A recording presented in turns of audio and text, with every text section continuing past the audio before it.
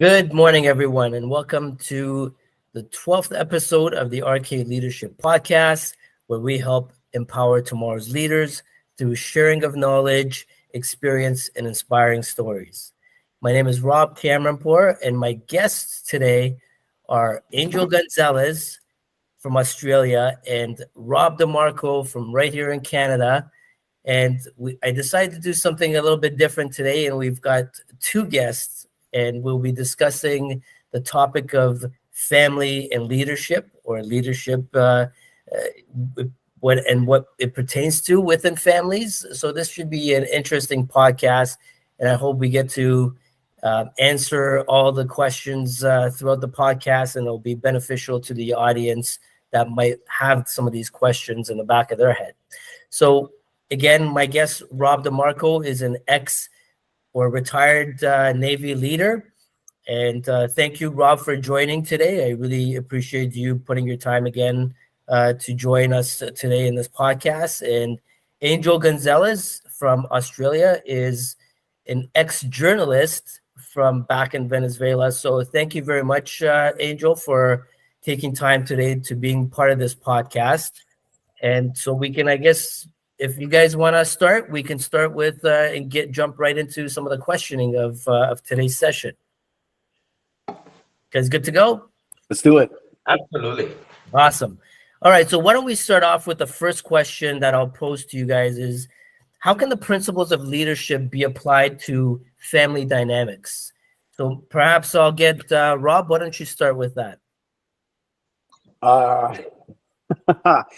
Actually, hold on.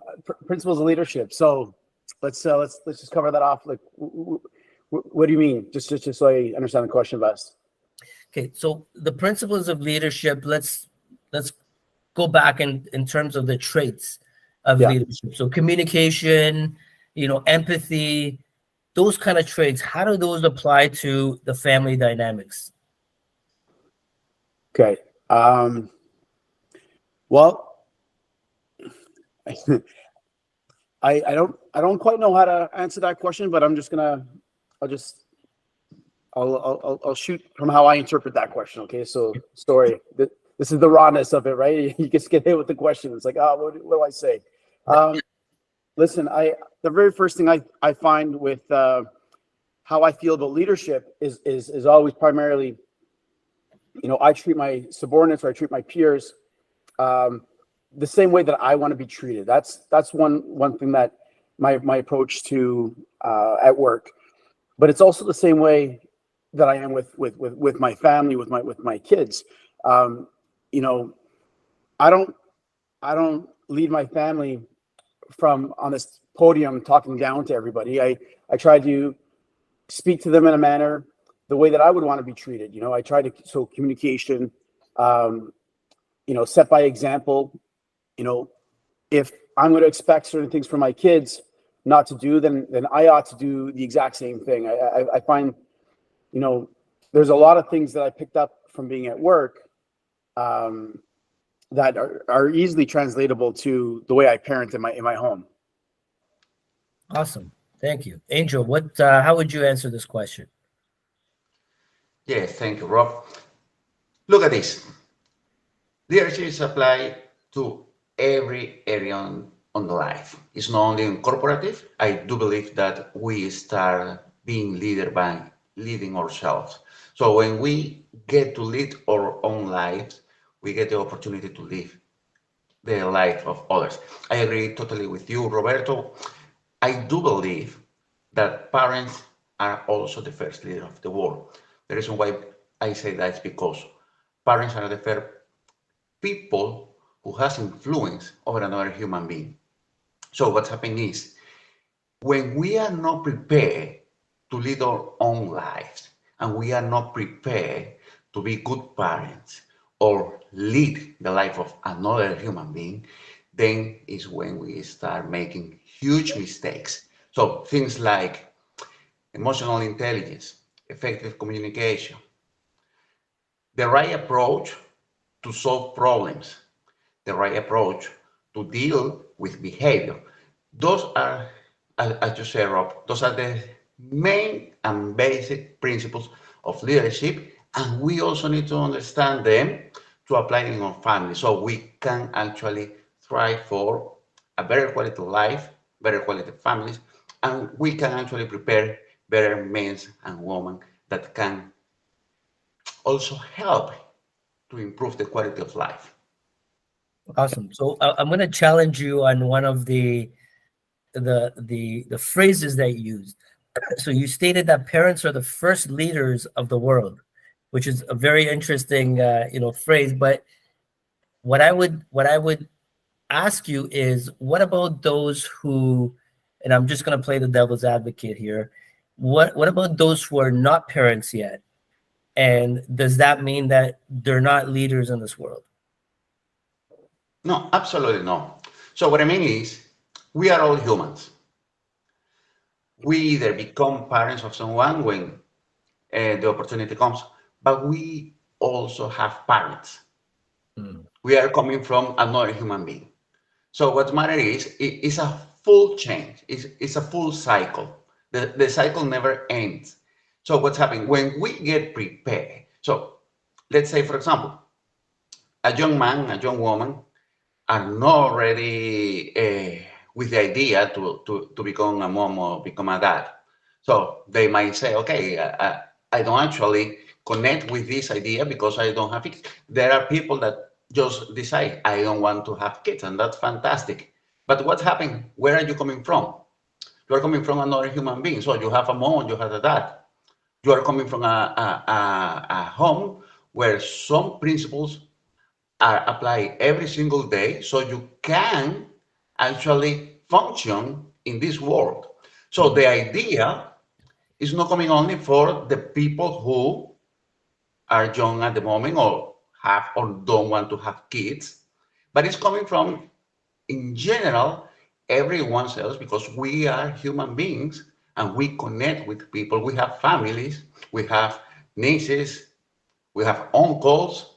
So ideally, understanding this concept and apply it, if we apply this principle on our life first, we are going to be prepared to help another human being, to influence another human being, to live up their own quality of life. And that's the main idea. That's why I say parents are the first leaders of the world, because it's not about the position, it's not about the title, it's Yes. how we approach to life.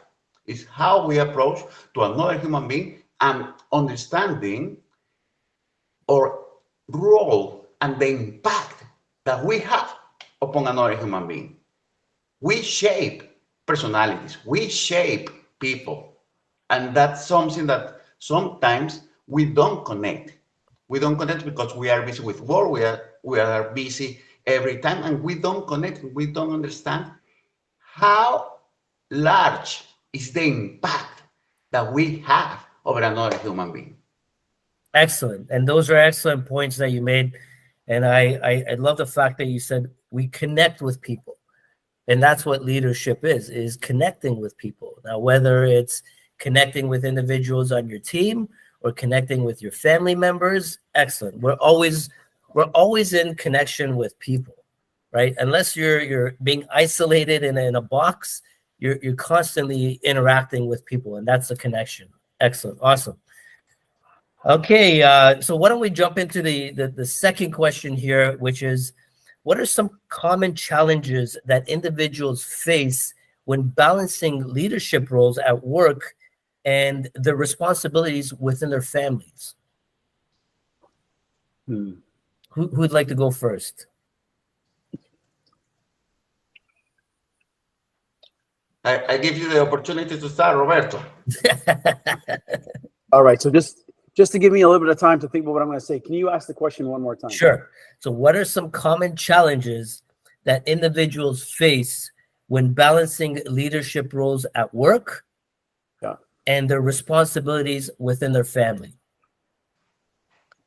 Well, I'd say to start is, if you're in a leadership role at work, you're probably not entry level, so you've got a fair amount of stress. You're probably working a set amount of hours, and at the same time, if you've got a family at home, okay, so you have at least a baby, if not kids, so there's going to be a set lifestyle that's going to be coming along with this. So if you're carrying both of those right off the bat, you've got a busy day, you've got a busy life, right? And so now you have to prioritize your energy, your patience, to be able to make sure that both are held up, but one isn't sacrificed for the other. I would say that's fairly important, because I mean you could be, Jesus, there was a phrase in the movie Glenn Ross, where have you seen that movie? It's about salesmen, and the guy's so focused on work, and there's this comment where he says, he's harping on the guys about being to do better at work, and he's like, you want to be a good father? He's like, fuck you, like he's like, go home and play with your kids, and I find the answer lays in finding balance, and it's not being a workaholic, and it's not being a person who just wants to be at home. Yet you have to find that balance between the two. I'm not sure if that's a good start point for answering that question, but at least that's first what comes to my mind. Okay, good. Angel, how would you answer that question? Yes, absolutely, absolutely. I reckon that it's something important that we need to take in mind every single day. So when we have the title, when we have the position in a company, on a corporative level, what's happening exactly what Roberto says. So we might start being workaholic. We might start working 12 hours a day, 16 hours a day. Just depends.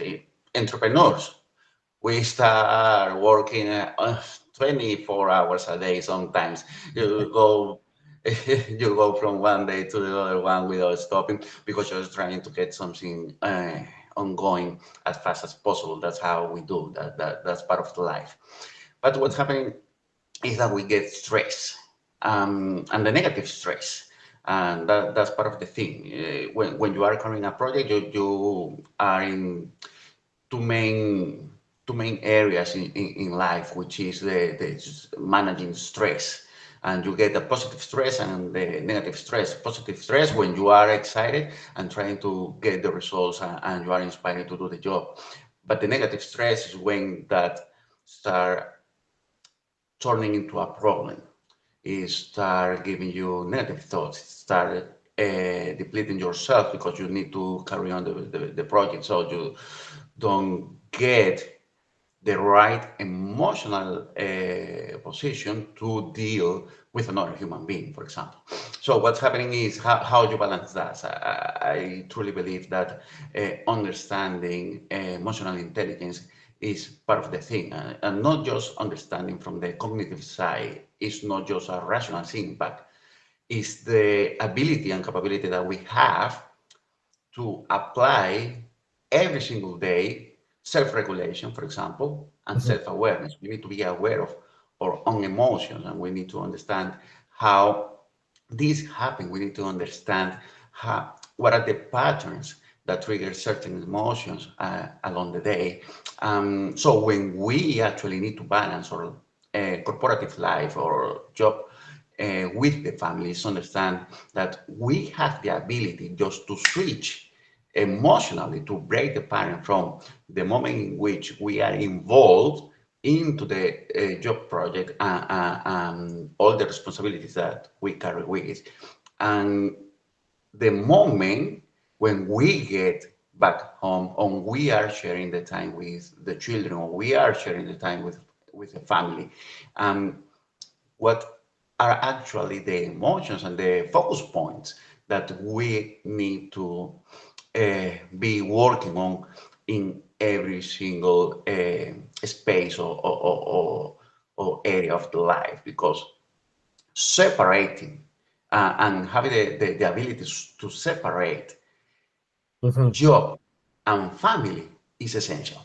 But we need to start with self-awareness, where we are, the here and the now, and self-regulation. When we see the emotion coming, when we see that, okay, I'm stressed, I'm in negative right now, So I need to turn this around because now I'm going to spend the time with my children. I'm going to spend the time with my partner. I'm going to spend the time with my family. And they want the same quality that we put in our job. They want the quality time, the full focus on them. But from a positive perspective, of course, we don't want to carry on with the negative stress from job to home, but we need to understand that the quality of time and the quality of the human being that's going to be with the family is what actually the family is needing and demanding. That's right. And here's what I would pose in terms of challenges to you guys. So in a work environment, in a corporate environment, which you both worked, and in the household at the same time, there's responsibilities, priorities, and expectations. Those are the challenges that I would foresee. So you've got responsibilities in terms of meeting deadlines at work, and you've got responsibilities in terms of raising kids and providing and also being there for your spouse. There's priorities at work, like I said, in terms of timelines, but you also have priorities at home where you have doctor's appointments for your kids, you have functions, etc. There's expectations from your boss at work, and there's expectations from your spouse at home. Right. How do you tackle these challenges while being able to balance that work, your job, and not dropping the ball in terms of your responsibilities and priorities, and at home, and keeping both levels satisfied? Right. Well, listen, maybe I'll jump in first on this one. I feel a lot of it comes down to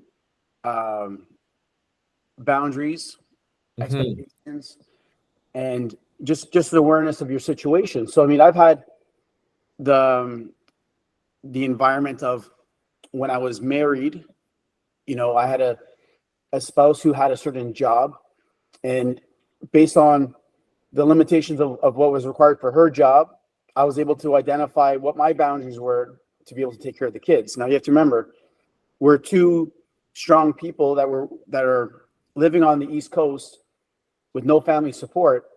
So we relied heavily on having a daycare system that, open from this time to this time. And it came with, certain restrictions. So like if the kids got sick, I mean, they had to be picked up immediately. But if my ex-wife was in a job that had some flexibility, then that's great. She would be the person who would be going to daycare to pick up the kids if they were sick. And then that gave me the ability to do certain things. When she took a job that was, when she went to sea, because she was in the Navy as well, she didn't have that flexibility. So I had to be that sponge, right? And it came with having the communication with my boss, with all the people that I work with my employees. It was always having a plan in place of saying, okay, well, if I can't be here, who's my number two? What are the delegations? What are they able to do? What can't they do? Right. And I think when you've got a supportive boss who understands, who says, listen, your kids aren't going to be sick every single day, but when they do, you got to go. All right, that's fine. Now, I'll just contrast that was my life when I was married. Different story when you're a single father with 4 kids and you don't have a partner to lean on, because now when I would talk to my boss, there was a whole new set of boundaries of saying, well, I can't travel, I can't do this, and I can't do this. Mm-hmm. There's lots of great things that I bring to the table, but unfortunately, these are the boundaries that I can't cross because there's no one else who's going to come and take my responsibilities to take care of my kids when I'm on. That's right. So I think it's just having a clear expectation, like understanding of what your situation is and communicating it, identifying the boundaries and holding strong to those boundaries. And you can never break them. It just has to be, all right, guys, it's 5:00. I got to go. And it's not like, oh, I wish I could stay here. It's I got to go get my kids. That's it. That's all. That's right. And I think you nailed it. And what I wrote down here for myself is the way you would tackle those challenges is through communication, which is very important. As a leader, you need to learn, you need to know how to communicate, whether it's at home, at work, etc. You need to learn how to delegate, again, whether at work or at home. You need to delegate certain things because you just can't take on everything. And asking for help, Yeah. again, in leadership, it's so important. And I think a lot of people forget this, and they try to put the onus on themselves, and they try to put too much on themselves. And that's where you have that breaking point where it's okay to ask for help. Now, whether at home, whether it's your parents to watch your kids, whether it's the neighbor or your relative or friend that you need to watch your kid at times, or daycare or whatever it may be. And same as work, you need to talk to your boss and say, hey, I need help on this. I can't take on everything, by myself. And those are the things you need to have in your back pocket when you're facing challenges as a leader. So that would be just, that would be my take on those challenges. And I think, you know, as a leader or as a human being, you have to have the strength to enforce those boundaries as well, Yes. because you Yes. know you're always going to have scope creep happen at work, where a boss or a colleague or someone is going to impose on you to say, "Oh, I just had this thing that came up, and can you just take this on?" And a lot of people, there's the people pleaser part. There's this initial reaction to say yes. There's this initial thing to say, I want to help out. But you can't commit something that you can't follow through on. That's So right. if you're going to be blowing through a boundary, you're going to get into trouble, because all of a sudden now, what's the end result? Are you going to go and pick up your kids late from daycare after the closing hour? No, that's not possible. Are you going to run yourself are you going to redline yourself where you're so stressed that you're coming home now and you're no longer the father that you want to be, because now you're short patience because you've been trying to juggle 15 things at the same time? you know I think it's a situation a lot of people can find themselves in. They don't want to get there, but they end up there because they don't identify those firm boundaries. That's right. And it's very important to learn how to say no, like you said. You can't always say yes to everything because you put yourself in that predicament, right? Yeah. Okay. So Angel, I'm gonna turn this to you, and just within that same question, this is something you brought up, and when it comes to mental health and the impacts of mental health in a situation and these challenges that we just discussed, how do you avoid burnout? Yes, both that both at home and in your work life. yes. Look, burnout it's something that we all experiment once in life. Um, how to avoid it is part of the ability Mhm. of being self-aware. And when we are not self-aware, is our capability to listen others. Lead by being led is something important to take on board here. For example, I'm going to tell you, in my experience, my personal life, I experienced burnout a few times. And one of the reasons why I experienced that is because I didn't set proper boundaries, as Roberto and you said just a minute ago. Setting boundaries is part of the thing, is part of the keys that we need to hold with ourselves all the time. And setting boundaries at home and at job as well.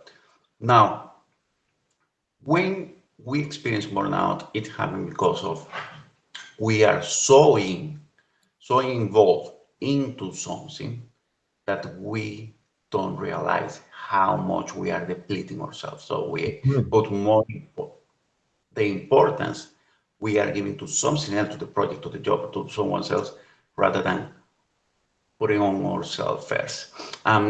What's happening is, so time pass, days pass, and we don't realize that until it's late. until we see ourselves on the mirror and say, what the heck happened here? Yeah. So I want to come back to the job. I want to get away from my family. I want to run away from everything, or I need just to get into therapy because I cannot deal with this anymore. And there are a few things that we need to understand, and it's part of the challenge that you throw first. So responsibilities, priorities, and expectations. It's all about it. Understanding this matrix that we apply in the corporative world, but we rarely apply in life, Yes. is really, really important. So what priority go first, what's important, oversee everything. And we need to understand that we have expectation about other people, but other people also have expectation about ourselves. And our Yes. performance is not going only in the corporative area.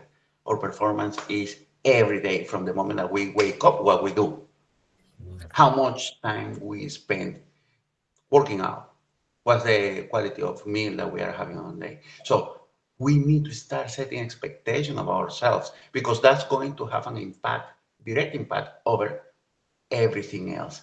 And understanding that, I reckon is part of the principle that to tackle that challenges and to avoid falling burnout. And something that the experience gives you is not that okay, a young man, a young woman just starting life and getting the first job wherever they are, and they want to make a little bit more money, so they get extra cheap, and they don't have responsibility. They say, what the heck, I don't need to do something else but getting money because I want to do this and that and have this and that. Mm. And understanding this from the very beginning, avoid to fall in those mistakes late in life. Yes. Because what happens is we are what we do. So we start adopting habits in early life, and we don't realize that until you get burned out. So what happened? A little kid, 16 years old, start working in a fast food environment, 16 hours a day because they want to get some money to go out, hang out, and party all day. That's fine. We say that. But what happened with that person came to the 30s and is working the same path, is Yes. working the same pace, Mm. and then get to the 40 to the 50, and they realize when see the mirror, okay, I just wait 20 years of my life, 30 years of my life, just working, working, working. And people actually struggle to set boundaries. People actually struggle to have healthy relationships. And people actually struggle to have relationships with oneself. That's right. Excellent. Go ahead, Rob. So one thing I just want to throw in there though is the fact that I don't think when you talk about burnout, and if it's at home or if it's at work, I don't think burnout is a tsunami wave that hits you just out of nowhere. Like it's just like one thing happens. I think it's incremental. I think it's a whole bunch of the whole lot of little things that creep into your life. And the thing is that as the pressure or responsibilities at work are creeping up, there's a lot of other things that are starting to happen because now, you might be taking on more tasks at work, but you might not be sleeping as well. So all of a sudden your sleep quality is going down. You might not be eating as well. You're going to go pick up some fast food to try to get by. And so there's a lot of different factors that are all slowly changing. And I think that's how you arrive at this place of burnout. It's not like you just showed up one day and said, "Oh, I had a hard day today. I think I'm burnt out." Yeah. I think, and it's all the factors, and especially it's one thing when you're a leader at work, you're in charge of a lot of people and you got stress. But when you have a family at home, the two are interconnected, because I mean, if you've got children who are sick, listen, you're at work. It doesn't matter how good you are. You're not at your best because your mind is with your child that's not feeling well at home. It drains on you. Especially if they have a cough or, and they're not sleeping, you're worried. And then the other part is that there's been times where I've been at home with my kids and I had a stressful day at work and all of a sudden now my patience is gone, because of what was going on at work. And all of a sudden now I'm not the best father. So you can really get yourself into a tailspin. You arrive at burnout Yeah. over a long iteration. No, I totally agree. It is a compounding effect, in my opinion, as well. And let's look at the impact of burnout in reality. Is your um, the impact could be it has an impact on your health that you talked about. You start eating like crap. You stop going to the gym. You stop taking care of yourself. Period. On It has an impact on relationships. So again, if you're going towards that, and that burnout is compounding, there's times where it does impact your relationship, and it does sway you to sway some people to divorce because you're not spending time with your partner, and you're not paying attention to your partner, and also impacts on the family.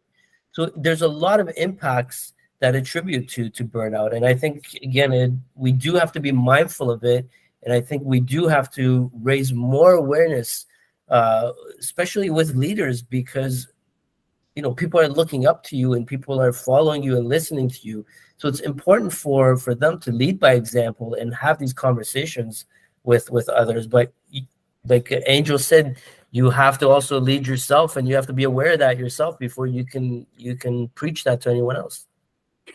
I remember there was a moment when I finished my time at sea, and I just got promoted, and I was supposed to take a job in the formation, and I was burnt out. I was at a point where I knew something was wrong. And I was scared, and I went to go talk to the guy that I was going to be replacing, and so we're having a coffee, and I looked at him and I said, "Listen, I have to tell you something. I don't feel like I can do the job.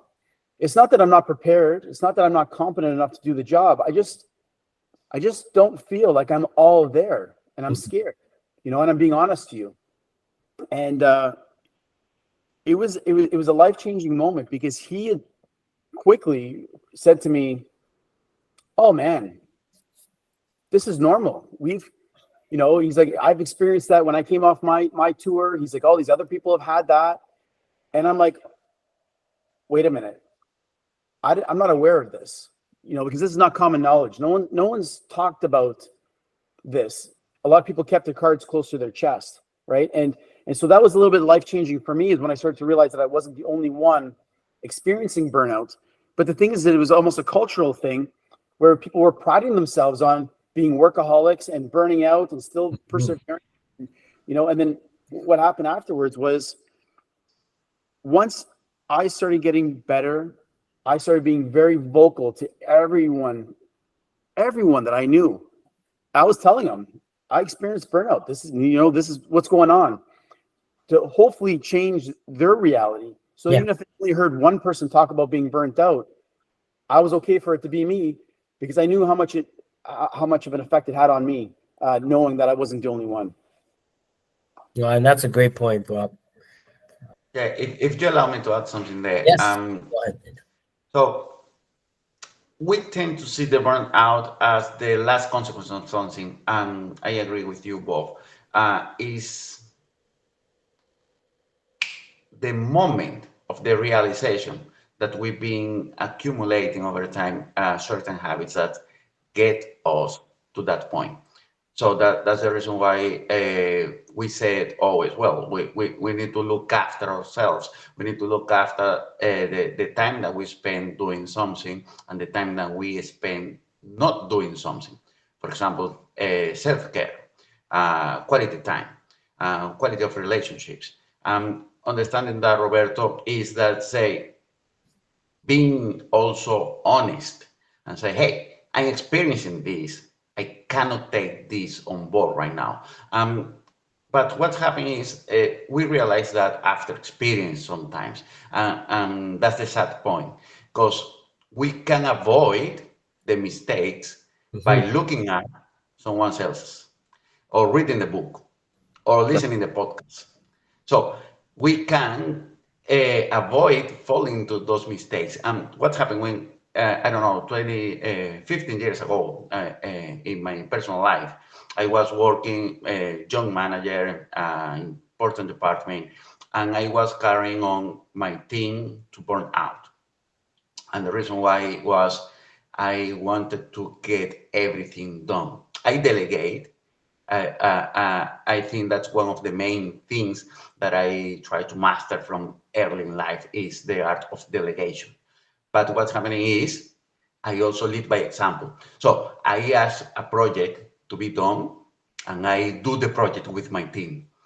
But then the project became a bigger challenge, and I was in the challenge. So we were working 16 hours a day. We start at 8 in the morning and we finish by 2 a.m. And what's happened in a matter of weeks, everyone was tired. People started not showing up because they were tired. They couldn't carry on with that pace.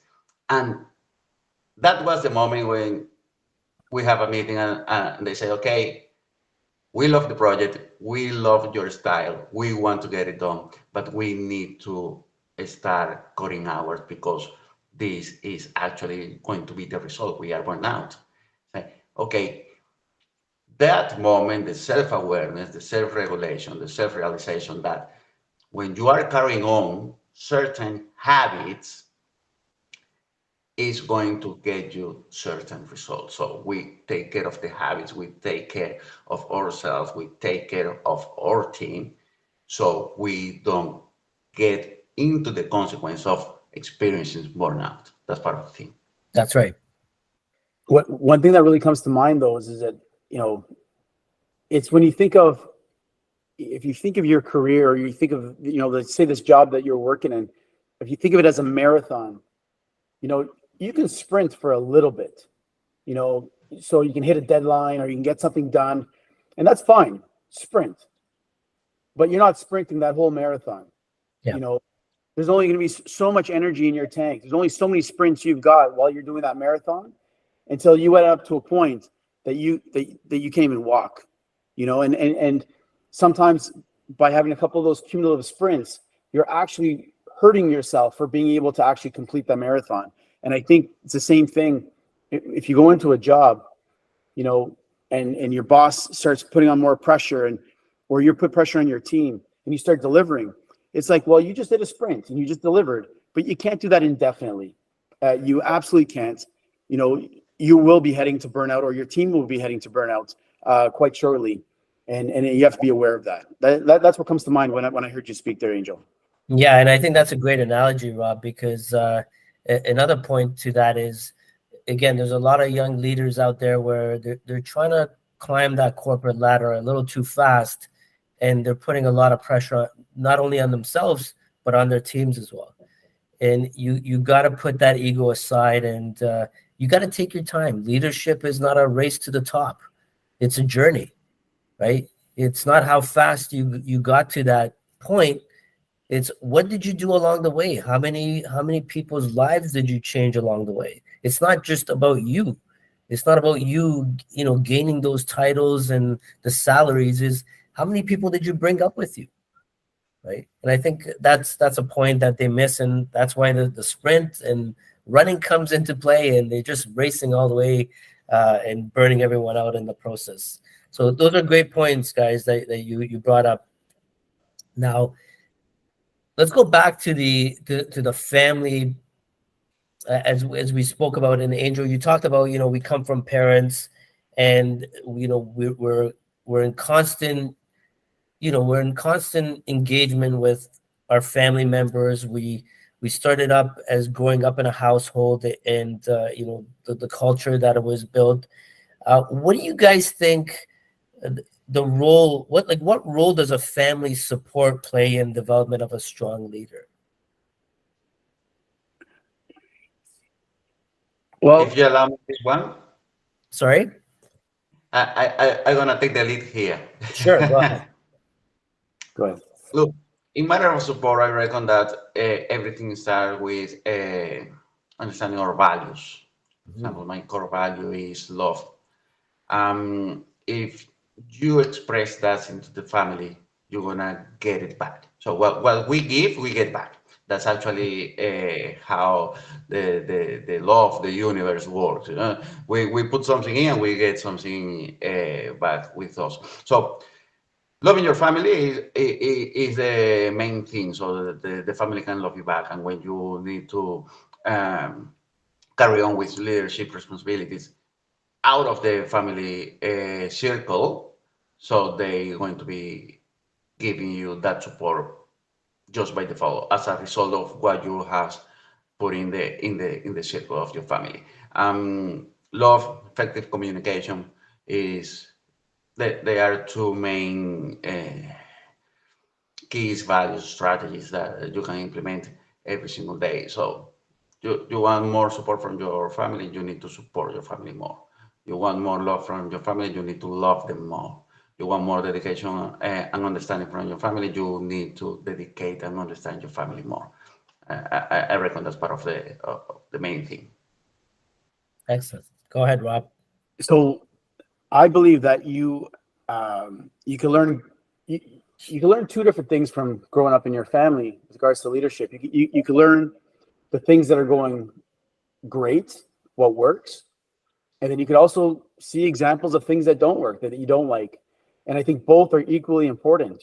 So if you're growing up in a household that is very focused on getting a paycheck and having lots of things, and as a result they're workaholics and they're always working and you don't have that quality time, well, you could look at that and say, okay, well, is that what I want to emulate one day? Is that how I want my kids to feel? You can pick and choose and say, well, maybe this does work for me or it doesn't. But I feel that there's good examples and bad examples of what you can pick up from within your family. For sure. Now let's go to the point, Rob, and talk about the family support in specific. How does the family support help you develop your strength as a leader? So what Angel talked about was love, right? Right. If your family shows you love, you're gonna go out there and you're gonna build that strength as a leader, and you're gonna lead with love. Mm-hmm. What are your thoughts behind that? What family support is important, and in terms of developing your leadership, your strength in leadership? Do you mean like support from like your children, or are you looking from Immediate family.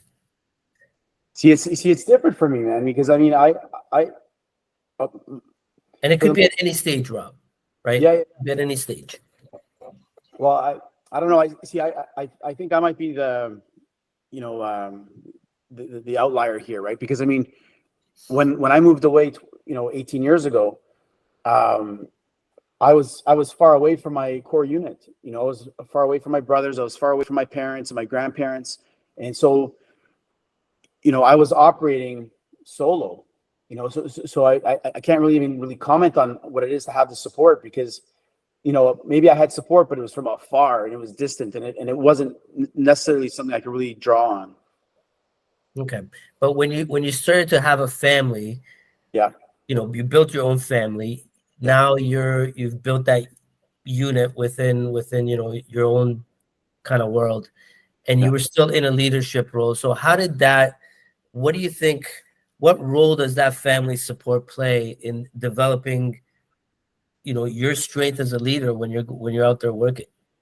Yeah, well, and so in that context, when I was the engineer of the ship, and my partner was at home taking care of the kids, it gave me that relief. And I mean, I think to a certain extent, I mean, I compartmentalized a lot. So when I was home, I was home. When I was at work, you know, if I knew that my partner had, was taking care of the kids, I was able to completely shut that part off in my mind and focus and know and not have to worry about being back home. So I mean, I feel that was key. Granted, after my divorce, I didn't have that, and so I had less to offer to work when I was just being solo and I didn't have that home base to prop me up and support me. Yeah, and again, and that's why it's so important. And I like this question because family support does play a role in in terms of who you develop into as a person, because you were brought up by that unit. For me, it would be, there's two things that they can do. I love the love part is very important. A family support can instill and build your confidence, and that's how you build that strong leadership with good communication, because that's how your family supported you throughout your life. Or they can feed your insecurities. So if you're in a house where you're being beat up mentally all the time, and people telling you that you're not good enough, and that does happen, that's going to impact you in your life the same way, and it's Mm. going to translate to the manager. I don't even want to say leader, because I don't think at that point you will be a leader, but they're managers with a lot of insecurities, and you can tell how they translate those insecurities onto people. I've seen that. I've seen some. Um, I've had some bosses in the past who, yeah, they leverage their position at work to really um, make themselves feel bigger than they are, and Yep. and and I think that was coming from a place of lack from something that they were receiving at home. Yes. And that was unfortunate for all of the subordinates who had to deal with that wrath, right? But it's, and of course that person probably wasn't even aware that they were leashing out the way that they were. Exactly. Exactly. If you allow me to jump in, Go look at ahead. this. You say a keyword there, Roberto, and is boss. So not every boss is a leader, not every manager is a leader.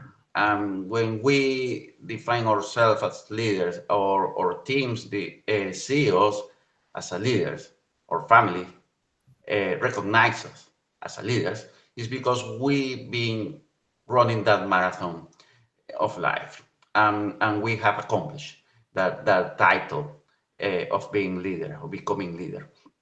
Um, when you encounter, and I encountered that too in all the environments that I have worked in my life. So when you encounter a boss or a manager who's trying to make you feel that you are not good enough, for example, that's something that you can find as a reflection of who they believe they are in reality. So if you both say you are not good enough, probably they are seeing a mirror.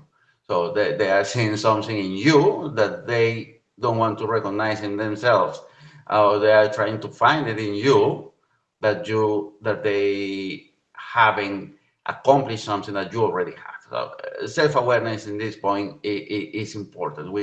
I reckon that we need to put ourselves on to a test almost every single day, just to check out our emotions, how we see ourselves and how other people see us. Because as we were discussing at the beginning, there are expectations. We respond to the expectation of the environment, we respond to the expectation of the families, we respond to the expectation of the people that we are around, that we actually spend the time with. Unfortunately, or fortunately, just depending, we tend to become the average of the 5 people that we spend the more time with. So if you spend 16 hours working with someone who believes that you are not good enough, certainly you are going to become Yes. not good enough. If we are in a family where your family, your spouse, your brothers and sisters believe that you are not good enough, and you spend most of the time with your family, if you don't do something about it, you are going to become not good enough. Because at the end of the day, we tend to adopt the habits and the styles that we are shown, because normally we learn by what we see, perceive, and do every single day. So we need to put ourselves to a check almost every day and check out how we feel, what are the emotions, what's the input and the output that we are living every single day. So and this message is for everyone. If you are in a work environment when your boss or someone else is telling you that you are not good enough, you are feeling that you are not good enough, hey, put yourself into a check, into a test immediately, and probably that's not the right environment. Definitely, it's not the right boss for you. It's not the right manager for you. Definitely, it's not a leader. You need to Okay. recognize that. We tend now to call everyone a leader. No, not everyone is a leader. Anyone could be a boss, anyone could be a manager, but not everyone is a leader. And probably that person is not the right person for you to be around with, to be hanging out with. So looking at the environment, looking at yourself, value yourself, and understanding what you are coming from, what are your goals, what are the foundation of your personality, your behavior, that's going to give you the opportunity to move to another place where you can actually develop yourself and growth. If you are the type of person that want growth in life, and I believe that we all want that, is realizing that point, the realization of that point, that actually is going to allow you to be good enough, be more than good enough, and get into the right environment with the right people that's going to help you to grow. Just Awesome. just one small thing to throw in there is that I think, Angel, just to jump on your last point though, is that when you are, that it's that self-awareness and that's checking in aspect. I think when you're not where you're supposed to be, I think you have, Rob, we've talked about this on other podcasts. I think you have that answer inside you. I don't think you have to think about it. I think you have to feel it. I think you have to reflect and say, is this where I want to be in my life right now? And sometimes you could have great employees, you could have a great boss, but maybe the greater organization is you feel like this is not where I'm supposed to be. Maybe I need to change my career. Maybe I need to do something else. Even with your kids or with your family, if you are not performing in the manner that you want to be, the best father that you can be, you check in with yourself and you start to say, okay, well, I feel like I'm off. I feel like I'm short patience. I feel like I need to be doing a little bit more, or I need to be doing a little bit less activities because sometimes we can be doing too much. But I think that the answer is always inside us. But a lot of people don't take the time to stop and self-reflect because a lot of people are always focusing on, well, I've got supper tonight and we've got this activity, and then tomorrow we've got this birthday party, and then on Friday we got to go swimming class. Yes. And you're pushing, and if you don't stop to check in, then it's progressively you're going further out of misalignment, right? Yeah. And that's the key. It's we never take that pause to do that self-reflection. It's always society's become, especially North America, go, go, go, go, go, go, and it's nonstop. So from the minute you wake up to the minute you go to sleep, your mind is not only running a million miles an hour, but so are you in terms of you've got so much on your plate. When do you have time to reflect? Right. Yeah. And it's important to take that time to do that reflection. So great points, gentlemen, and that was great. Now, this next part that I want to talk about, which is perfect because the three of us are from three different cultures. So I think that this question fits best for all of us to answer, specifically you guys. And the question I'd like to ask is, how do culture and generational differences influence family dynamics and leadership styles? And how can these variances be leveraged for success? So let's think about, we're all from different cultures. So how do your culture specifically and the generational differences, so between your grandparents, your parents, and yourself now, how does that influence, the family dynamics and your leadership styles? And how do you use those to leverage them for success? Yeah. I start here. Go ahead. You are getting into deep waters, Rob. That's the first thing I want to say. That's a deep water.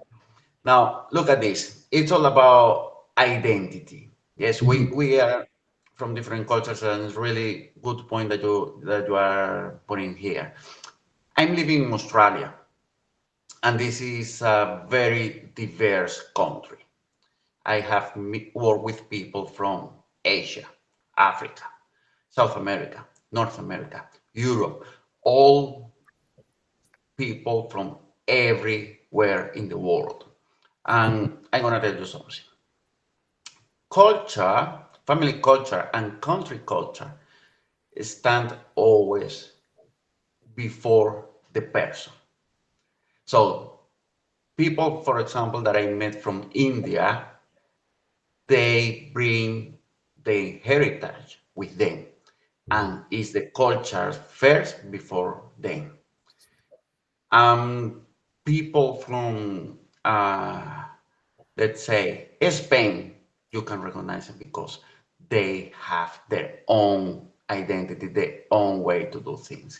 So recognizing this diversity is important when you are stepping into a leadership position because you need to understand people, you need to understand the identity of people, you need to understand the values and how they manage their own lives. So that's why, and I always want to say this, everyone could be a boss, everyone could be a manager, but not everyone could be a leader because the leader understands people, understand these things. Um, when you get into these type of people, into these personalities, then you start recognizing, okay, this person value more family than job, or this person is not workaholic, but they value more the time that they spend at job than spending out with someone else, and that kind of things. So how that helps you to grow actually as a leader is a very important tool that we have because those backgrounds, those cultures, those identities actually give us an opportunity to become better leaders by understanding better the people, how the people work, how the people think, how the people performs, and how the people recognize what people recognize in someone who want to be a leader. And that's very important because it's not about pleasing that people, but it's about leading to the expectations. Leading by being led is important at this point. Now, how that's happening with family? I'm coming from Venezuela. Our culture is quite different. Our culture is more fast-paced in some places. Um, Sometimes we don't stop into the deep water because we need to get the result faster. So we work for the result, get it faster, get it done, move on to the other one. It's more like a style of from the US as well. So get the result, move on, go to the next point. And sometimes we need to stop and look at what we are leaving behind because we are leaving quite a few holes there. And the system start falling apart by itself just because the process, the culture of moving on quickly, faster, doesn't allow you to do every single thing that need to be done in detail during the time, the proper time that need to be done. Now, family is part of that culture. So we respond as well to the expectation of the family and we grow according to the expectation of the family culture. So if you are in a toxic family environment, let's say that, probable as a leader, you are going to bring with you few of the things that you are having within your family. So if you recognize in your family that we all find a leader in every single environment. If you are with a group of friends, someone is actually always recognized like, okay, this is the one that organized the party. This is the one that keep the group together. This is the one that set the best topic on the table, etc., etc. So we always are going to find a leader at something in every single group. So it's with the family. In the family, you have the one who make the speech at the end of the year, the one who organize the party for everyone's birthday. So there are some certain leaders everywhere. And what's happening is when you recognize that in your family and you get some of those traits from your family, so you become the type of person that can growth in this type of environment, in all this environment. So understanding where you're coming from is actually, and knowing where you're coming from is actually the base from where you are right now and where you are going to be. And probably that all families are different. Some have different traits and characteristics. Getting into that, understanding that part and being involved actually with your family is the main thing, the first thing, the first foundation, the first pillar to help you grow in your life as a leader. So you see the leader in your family, you model it. If he's a good leader, and we were talking about negative leader the other day. So look at the good leader. Look at the one that actually is getting the best result for the family. Look at the one that's actually getting the best result for the group of where you are involved with. And take some of those traits, put it on yourself, learn the skills, and become a better leader by that, by modeling those ones that are doing that are performing to the level, to the expectation that you probably need to perform. And I reckon that every single leader need to be aware of the people that they are leading. Listening, effective communication, deliver a proper message, and understand that culture, understand that identity, and of course, be aware of our own identity. That's the most important thing at every point. It's not about being selfish.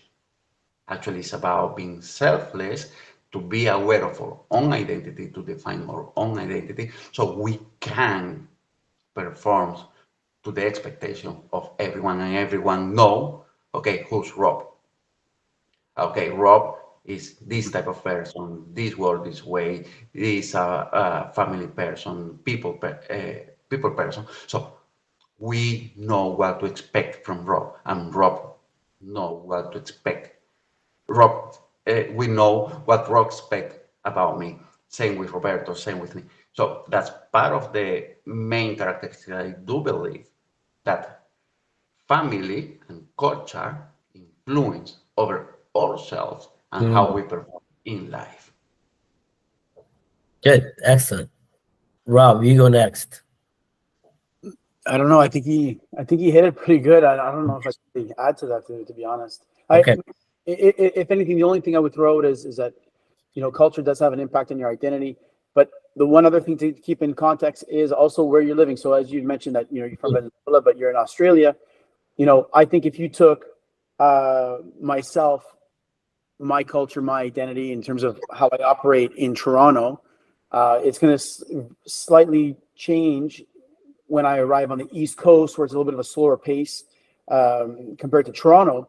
But then I think if you transported my family and you put me in southern Spain or southern Italy, in Europe writ large, I think the environmental pressures are different, and I think that has a huge impact as well with how you operate as a leader, as a workaholic, or as so on and so forth. Yeah, I was just gonna, it's a good segue to what I was gonna bring up. So, culture influences your beliefs. Do we all agree on that? Yeah. Yes. 100%. Your culture influences your beliefs. Now, both of you, including myself, we've left our original, culture countries that we're from, and now we're working in different countries with different culture. How do you, as a leader, now let's say you guys were to, pick up from where you were originally, and you're now at this point of your life, you're now moving to a different country, and how do you adjust to that culture as a leader, and how do you work in an environment where you've got these beliefs instilled in you, but now you're in a whole different culture, different country, different environment. How do you make that adjustment? And I think there's a lot of people out there that are going through this. They've been leaders in their own countries. They've been leaders in their own countries, in that environment, in that workspace. And now, let's say they're forced to move and, come to a new country. And, that's what immigration and immigrants, as myself being an immigrant and my parents having to come here. How do you make that adjustment as a leader? I think the number one, it comes down to is you have to adapt. You, the worst thing you can do is to stay rigid, is to go somewhere new and hold on to your old beliefs and to be so stuck in your ways. Because I guarantee you that's 100%, you know, recipe for disaster. I think when you go somewhere new, you really need to take the time to have a better understanding, to assess your current environment, the people you're working with, to get to know people, to understand their work cultures, in terms of what is the norm. Is the norm to take an hour break at lunchtime? Or is the norm to work through your lunch because we have to hit the deadline?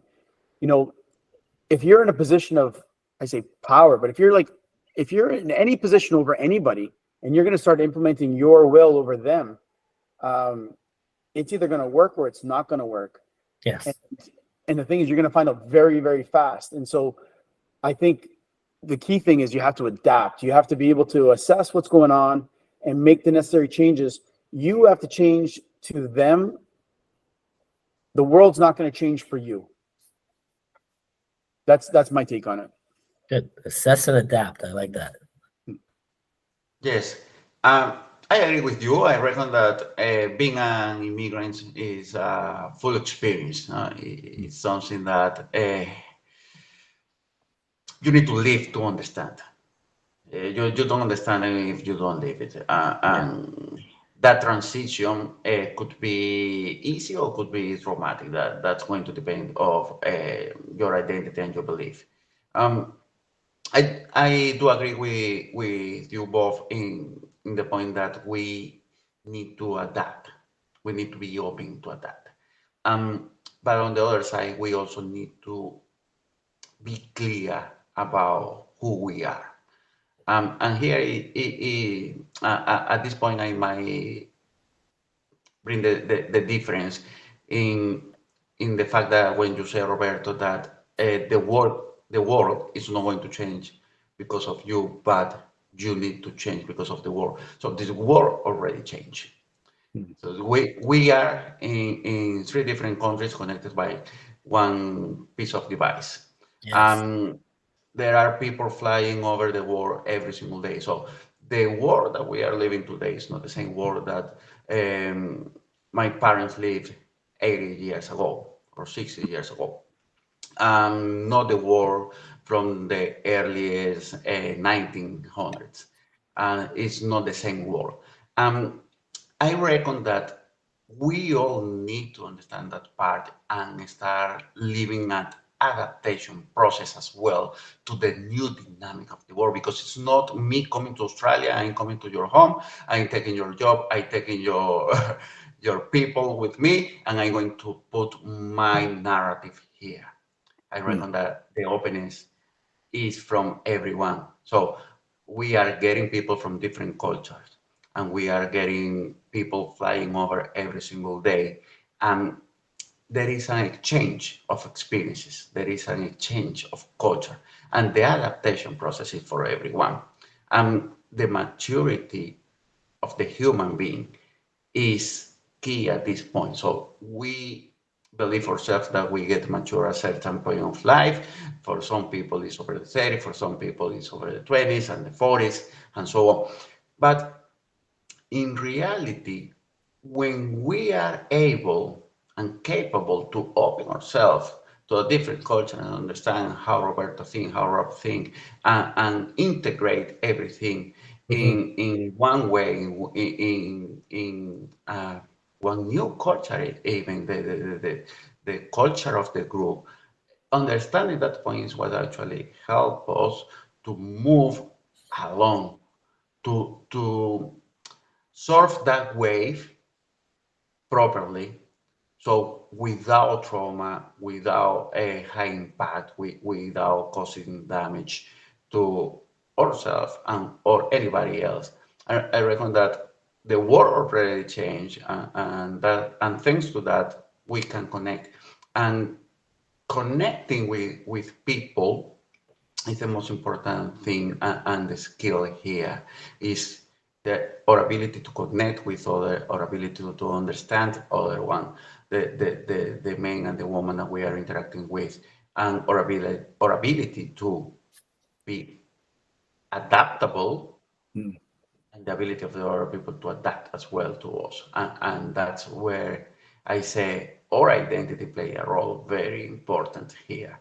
For example, I been this year uh, participating in different events, Tony Robbins, JT Fox, those environments that you bring those American ones to Australia, and they start putting their narrative in the thing. Of course, it's their show, it's their event, it's their way to do things. But you understand that because we here understand that because we are able to adapt and understand that's their culture, and they are very clear about their identity, and it resonates at some part with me and some others not, and that's what makes us actually uh, build those relationships and growth from those relationships.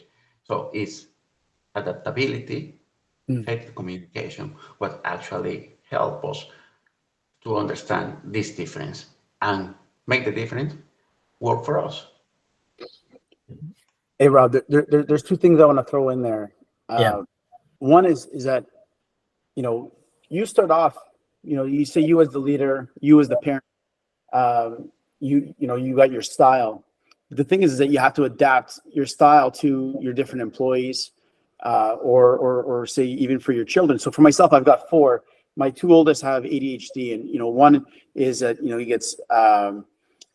gets distracted easily, and then the second one has a little bit longer for him to regulate his emotions.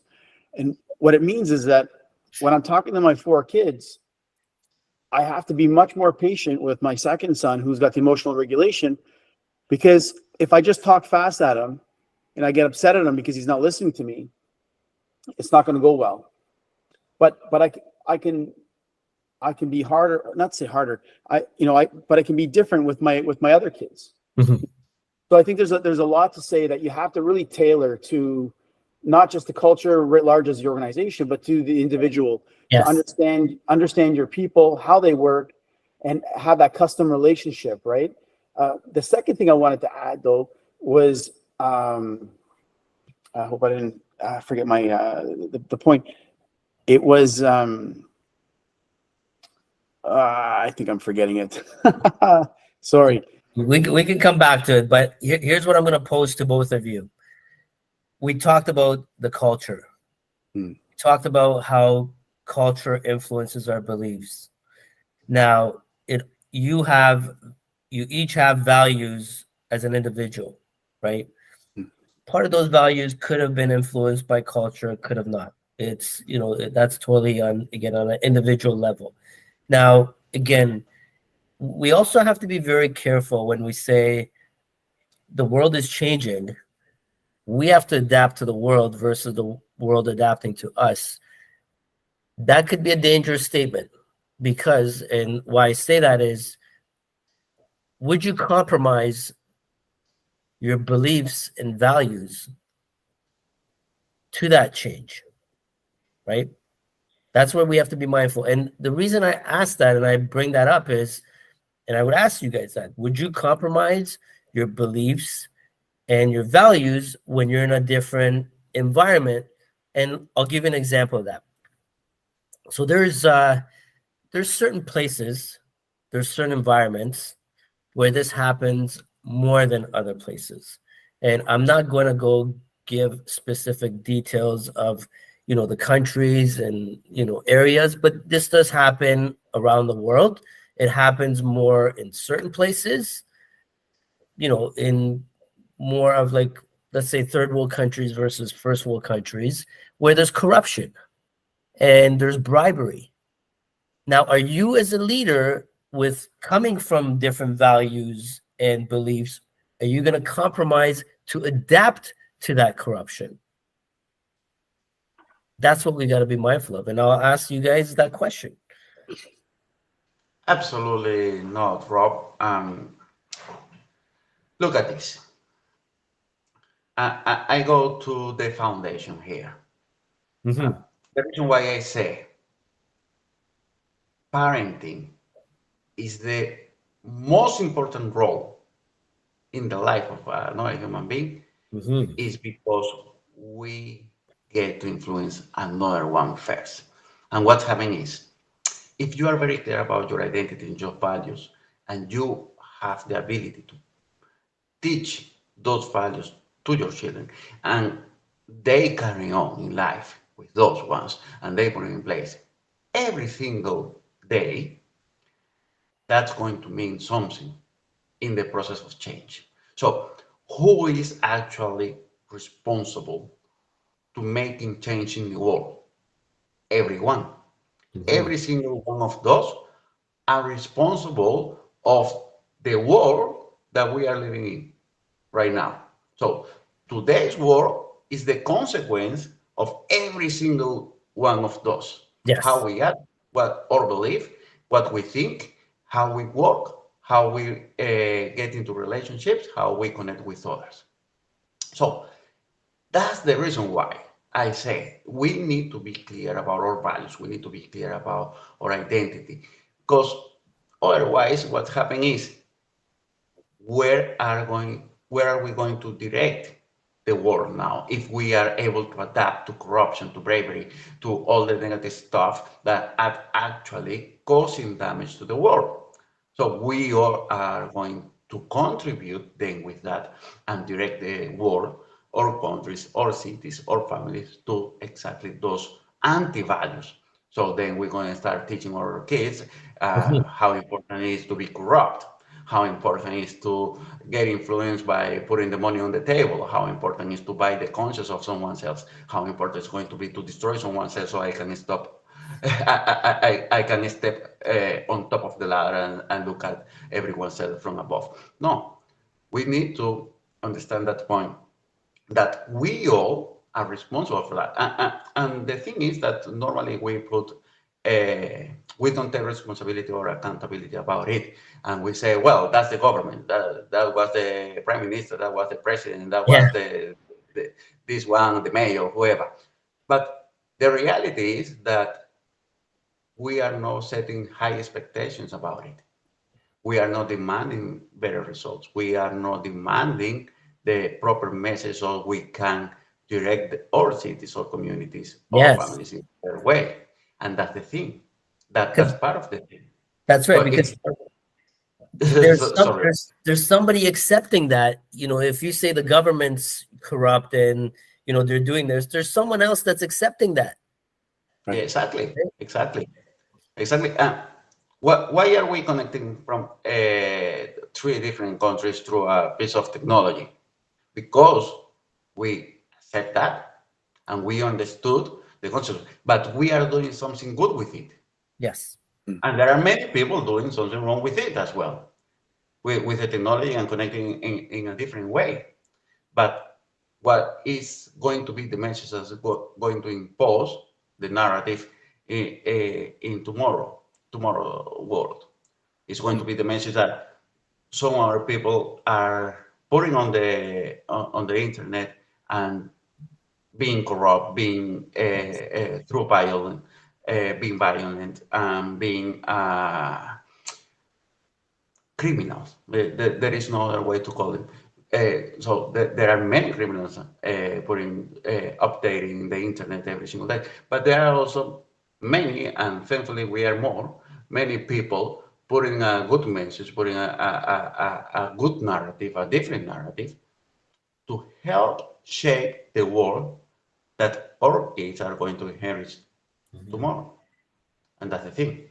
So at the end of the day, is not just the adaptation, is our capability to demand better from the world. So, Yes. and our ability to prepare better men and women that can have an impact on the world. Because it's not just about title. It's not responsibility of the high government. I'm not going to go to the president, the prime minister, and say, hey, it's your responsibility. You need to respond. But I can demand something different by doing something different, by expecting something different. And that's the thing. Awesome. Go ahead, Rob. You were going to say something. So what I'd add to that is I would just say is that we are our beliefs and our values, and it's through our actions. Okay. If you're a man or a woman of integrity, it's you don't have the ability to just say, well, I'm going to be truthful, I'm going to be loyal 6 days of the week. It's either you're loyal all the time or you're not loyal. Same thing with your integrity.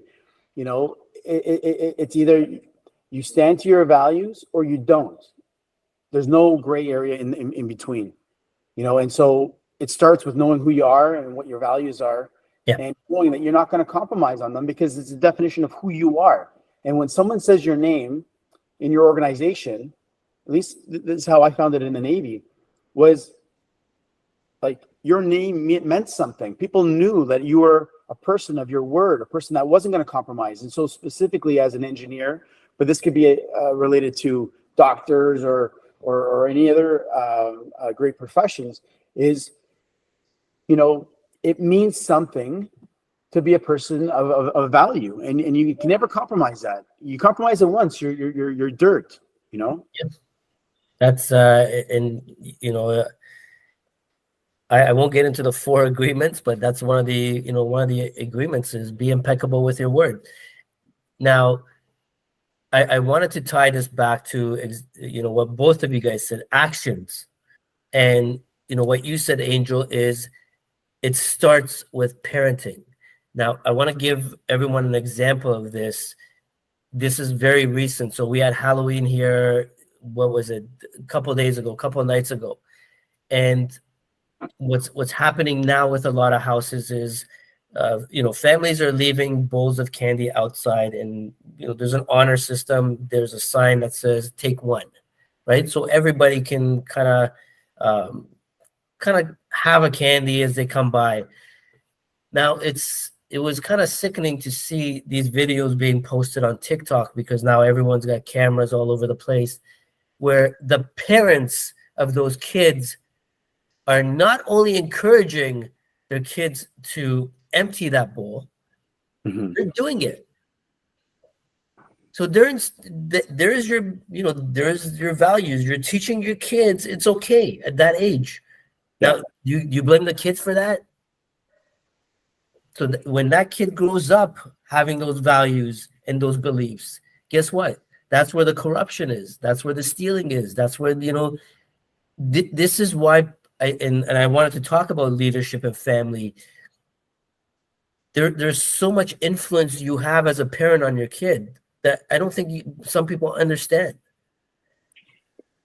One thing I will say, though, is that, and I mentioned it earlier, is that child who grows up with that parent, those parents who are promoting this action, it can go one of 2 ways. Yes. Either they're going to follow and do as what they saw, or they're going to be so repulsed by that, and they're going to be so disgusted with that they're going to go 180 degrees the other direction. I agree, Rob, but it might take a while for them to realize that. Right. And that's my point. So you're gonna grow up a certain part of your life doing that, and what will it take for you to go to jail, for you to get hurt, for somebody to retaliate? And why would you put your kid at that risk? That's a risk you're putting your kid through, because you're not thinking about it. You're saying it's okay, and look what you're showing your kid to do. Yeah. And honestly, I was very distraught by those videos, especially when I see a parent stuffing the bag of a kid with the entire bowl. And they know there's cameras because they're looking at the cameras and doing it. Right? It's so wrong. There's no way to pretty this up. It's just wrong. It is, and that's why I really appreciate you stating that, Angel, that it does start with the parents. It's it starts somewhere, right? Now I know we've kind of extended this podcast, but there's one last thing I wanted to discuss. before we end this podcast, and I think it's important because I can see a lot of people asking this question or coming across this point and not knowing what to do. So how do leaders approach decision making when their choices have significant impacts on both their family and the organization? That's a skill, Rob, and we need to train for this. We need to get trained. We need to have the experience for this. When you go to the process of decision making, that's a skill that we need to develop every single day. And we develop that skill with what we do every single day. We are making decisions all the time. 24 hours a day, we are making decisions where we want to focus on, how it's going to, we learn to read what's the consequence of that decision. If I look up, what's the consequence of that decision? If I look down, what's the consequence of that decision? So big decisions that have a large impact require more thinking, critical thinking, analytical thinking, and strategy. We need to learn how to be good strategists. So for those decisions, when it's going to have a large impact over organization and families, we need to understand, we need to design strategy, we need to develop critical thinking, and we need to know the consequence before making the decision. We need to be able to look at the consequence before making a decision, and everything start with a why. Why I'm going to make the decision, who's going to be benefited, who is going to be impacted by it, and what are the consequences and the outcome that I'm gonna get out of this. So those are the main things when it's coming to decision making. Because what's happening when you make a decision and you don't realize the impact of it over the next year, 5, 10, 20 years. So when you get to the year 20 and you look back and you say, that was a wrong decision. But all the consequences are already there. Yes. You are living the consequence of that decision during 20 years. And you can recognize a leader for that. You can see the leader for that and be able to look at the consequence, live the consequence, and understand that those decisions, every single decision that you make in your life, need to be made thinking about the outcome. How is that outcome going to impact other people's life, your organization, your families, and someone else's families?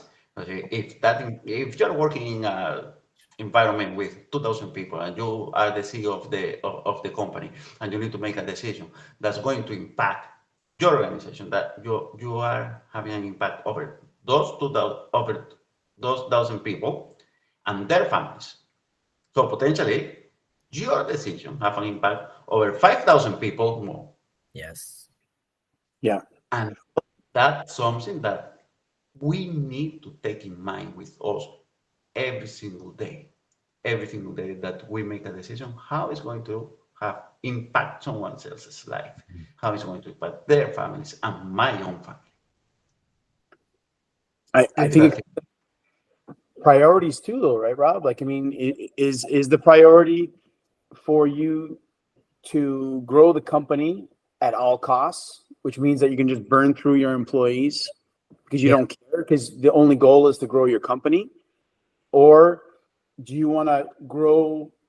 Do you want to have a company that is, well gelled, strong, a strong place that you can grow slowly, but you have where people feel safe and secure, But I think you have to identify your priorities. Yes. Before you can make any decision. But I do agree with Angel with regards to having to see the bigger picture and to understand how things are going to play out. But I mean, at the end of the day, you have to live with the outcome, with that final result. Yep. If you turn around and say, well, I just want to grow this company, well, that means you're going to have to live with the fact that you're going to be burning through a lot of employees, and it's going to be a miserable place to work at, and people aren't going to be happy because that's what, you're following your priority, right? That's right.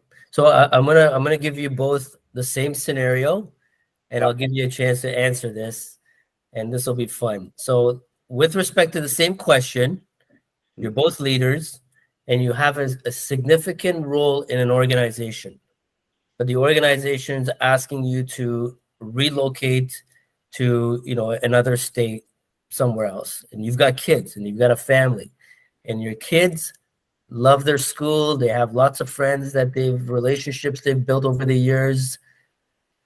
What decision do you make, and how do you make that decision? Right? Who wants to So go I'll, first? I'll jump first, only because like that's the life I've lived in, right? I mean, being That's in the right. Navy, we're all about relocating every couple of years, Yes. and if not me, I've got lots of friends who do it. And you know that's I think as a for Navy culture or even the Canadian Armed Forces culture, that's something that's going to will have to be reviewed. It will have to be assessed and looked at going forward. You know, in the 60s or the 70s, it was just accepted that you'll pick up and move whenever the military would tell you to do so. Yeah. But you had a couple kids at home, you probably had a spouse who wasn't working, and so it was easy for you to pick up and uproot and go. Today, one of the major issues that you'll see in the Canadian Armed Forces is that people are wearing the uniform, but they're married to a significant other who has their own identity. They have their own careers, Yes. and so it's not just a matter of what's the impact to the kids. Yes, the kids are going to not be happy about losing their friends and having to go somewhere else, but that's just a small little part of it. That's right. There's a bigger part, and I think you have to say to yourself, why are you working for? Are you working because you've been institutionalized since a young age that to fill your identity, that you feel that you need to climb a ladder to get somewhere? Because if that's your goal, then obviously you're going to take the move because you want to get the next promotion. But if you're only working so that you can have a lifestyle that you can support your family, well, then maybe you turn around and say, well, give the promotion to somebody else. I want to stay here because I'm happy with the amount of money I'm making. I'm happy with the job that I'm doing. Mm-hmm. Don't need anymore. In fact, I just want to enjoy what I have. And I think that's the key thing, is being able to see that trap, because a lot of times, a lot of people they forget that the reason they're working is to be with their family and not to sacrifice their family to get a promotion. That's my take on it anyway. Great point. Great point. Go ahead. Absolutely, Roberto, absolutely. Look at this. We are in a moment of our lives that we are living the change again of the work dynamic, the job dynamic, and technology play an important role. Now we have remote work. We have different tools that we can use. So we don't need to live the same way that, for example, people live 60 years ago, as you mentioned, Roberto, when you get to move because you need to move, and that's it. There is no discussion about it. Different from the military and the corporative world, sometimes you have a choice or sometimes you don't. Mm-hmm. If you are working, let's say, in an important role, as you put the scenario, you need to move or lose. So in that case scenario, you also need to balance. So what's your first need? Is certainty? You need to keep your job, so you move, or is the opportunity to have a different job, a different work environment? So looking at those scenarios is always important. But at the end of the day, is what you prioritize. So Yes. if you prioritize your family, you prioritize yourself, you prioritize the company for which you are working. I reckon that depending on that is going to be easy find the answer. In my case, I prioritize my children. Um, I need to discuss with them first. I need to tell them, okay, I have this opportunity.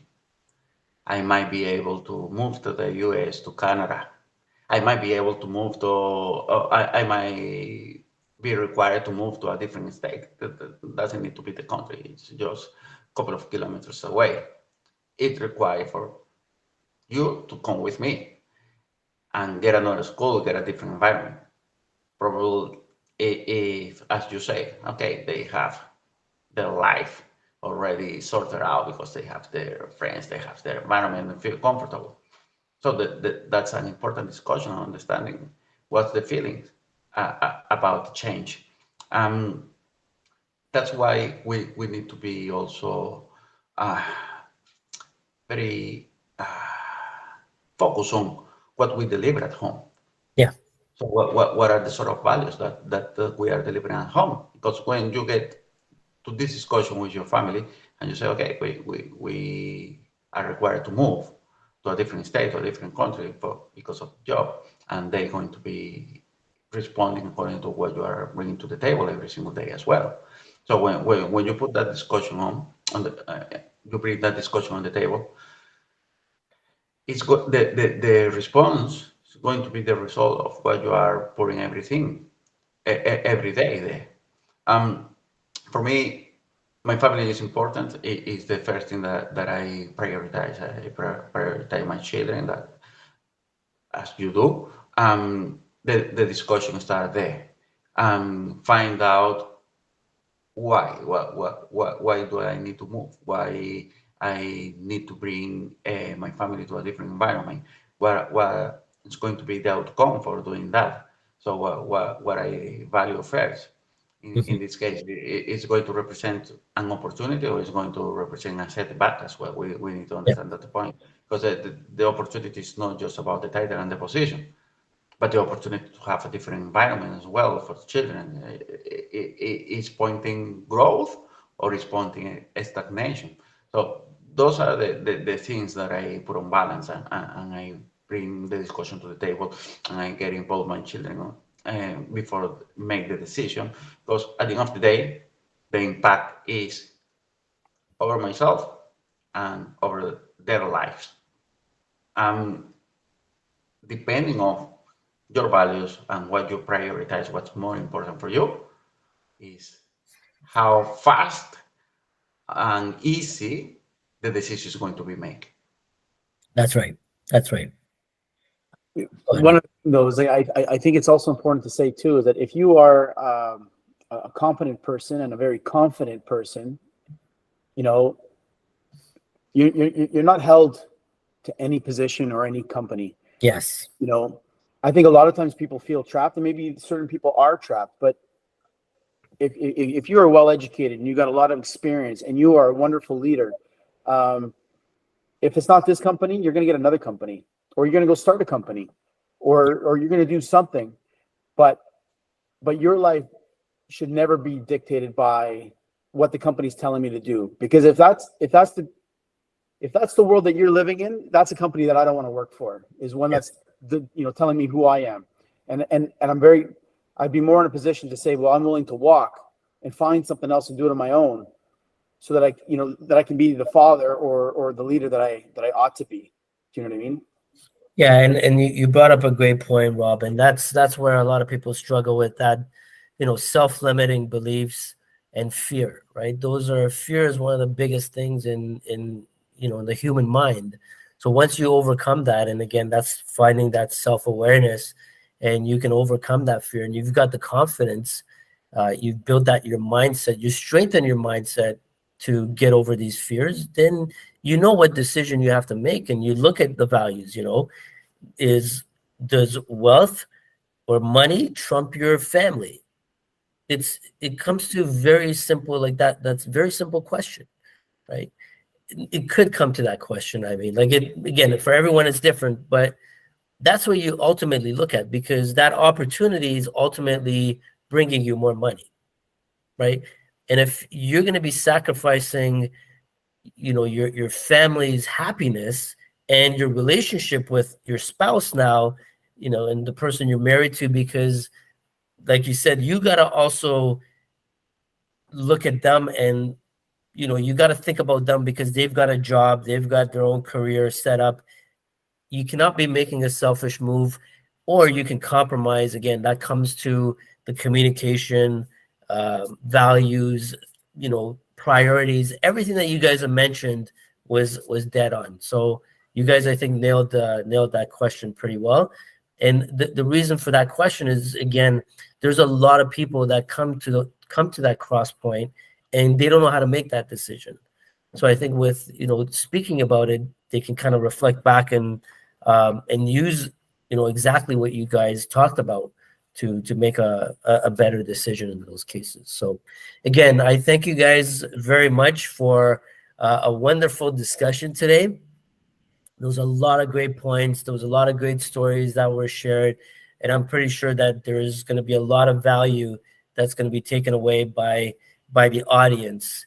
And again, thank you guys very much. Now, Rob, we've talked about this. They can, if anybody has any questions, they can send your questions either for Rob or Angel, using the comments below. And also, you guys can follow Angel, and he's got now set up his new leadership, Angel, and I will put the link to his sites below in this podcast, and you guys can follow him as well and ask any questions you like of Angel. Again, thank you very much, gentlemen. And for all those out there, keep doing what you're doing. Live your beliefs, live your values, and go out there and set a good example as leaders in your communities and in the world. So thanks, everyone, and have a wonderful day.